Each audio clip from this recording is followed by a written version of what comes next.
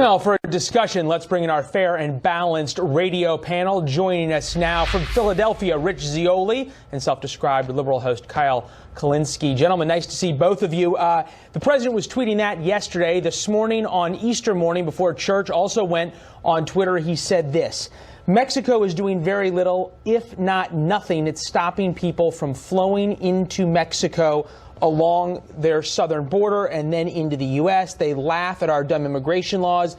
They must stop the big drug and people flows, or I will stop their cash flow. NAFTA, need wall, exclamation point. Rich, what do you think is going on here? The president didn't get funding for his wall. His base is upset, and now we see this sort of hardening of his line on immigration. Leland, happy Easter. I think the president has this unique ability. Donald Trump makes the blue states act more blue. And what I mean by that is you take Brown's actions, right? Pardoning people, including a kidnapper, so that they don't have to face deportation.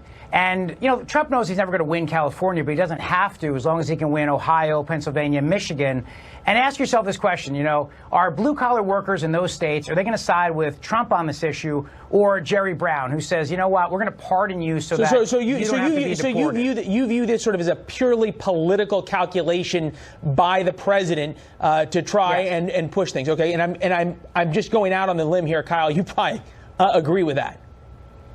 So when it comes to these pardons and commutations, I think we're having a little bit of a false debate here, because there were 56 pardons and 14 commutations, and 95% of them were for nonviolent drug offenders. So Kyle, if you want to say... Hold on, Kyle. I'm not talking about the pardons and commutations. I'm talking about President Trump here. Do you think this is a political calculation on his part, that is your fellow friend here, Rich, said that they're able to, the president has viewed this as a way to sort of drive a wedge in Ohio, Pennsylvania, Wisconsin? Does that work? If so, how do Democrats try and counter it?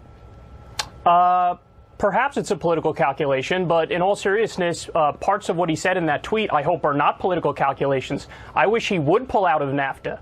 NAFTA has absolutely destroyed middle-class families all across this country, and President Trump talks a good game on trade deals. He often says that he's going to stop doing the dumb trade deals that hurt working families all across this country, but I've seen very little action on that front. In fact, there's been 83,000 jobs that have been outsourced as under President Trump's first year. So I wish that a lot of this wasn't talk, but unfortunately it is. Okay, well, this seems to have meandered into some very different places than I thought it would, but we'll go ahead and take a listen to the president today as he headed to church. Take a listen. The Democrats blew it. They had a great chance, but we'll have to take a look. But Mexico has got to help us at the border. They flow right through Mexico. They send them into the United States. Can't happen that way anymore. All right, Kyle, same analysis here?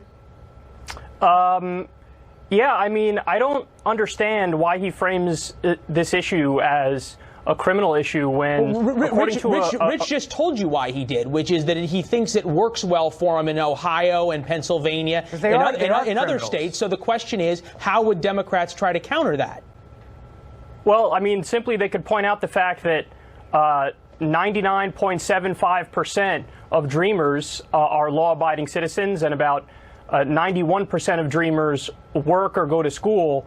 So Democrats don't want a deal to help the Dreamers. They don't want a DACA deal. Can we just stop pretending like the Democratic Party wants to solve this problem before midterms? You guys have nothing else to run on but fear of deportation. So you want to keep that issue alive, keep that dream alive, if you will, now. And you'd love to keep it alive in 2020 as well, because the Democratic Party right now has nothing. Because as Jerry Brown proves, and as Phil Murphy in New Jersey proves, where he's announcing $1.5 billion for illegal immigrants to fight Trump, it proves that they go to the left, the kooky left of their base, and it does not play well with mainstream voters. The reaction always to every Trump tweet, every Trump position is to go left. They go further left. It's what you guys do. No, I wish they would go further left. The majority of the American people are in favor of the Dreamers. And like I just said, over 99% of them are law-abiding citizens, and 91% of them work or go to school. So this isn't a middle class. This isn't an issue that Kyle, I want to ask you. You just said you wish who would go further left. I wish the Democrats would go further left. I wish the president would go further left. Again, like I was just talking about, President Trump referenced NAFTA in that tweet, and I wish he would pull out of NAFTA. I wish he would go to the left. On the campaign trail, he went to the left on war issues. He said he would get us out of Iraq. He said he would get us out of Afghanistan. He didn't do those things. I wish he would do those things. Yeah, well, and also now he's saying that major change possibly in U.S. policy is going to pull troops out of Syria a lot earlier than we thought. Rich, Kyle, appreciate it, guys. We got to run. Thanks. Happy Easter. Thanks, guys. All right, Liz.